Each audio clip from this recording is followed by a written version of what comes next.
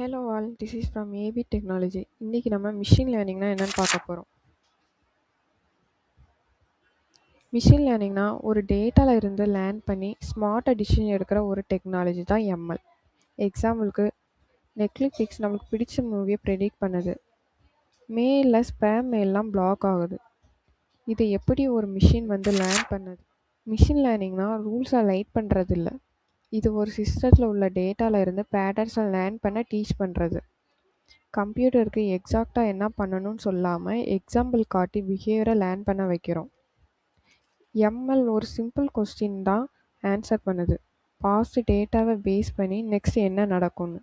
எக்ஸாம்பிளுக்கு டிசீஸ் ப்ரிடிக்ஷனாக இருக்கட்டும், ஃப்ராட் டிடெக்ஷனாக இருக்கட்டும், இல்லாட்டி ரேன்சம்வேர் ஐடென்டிஃபிகேஷனாக இருக்கட்டும்.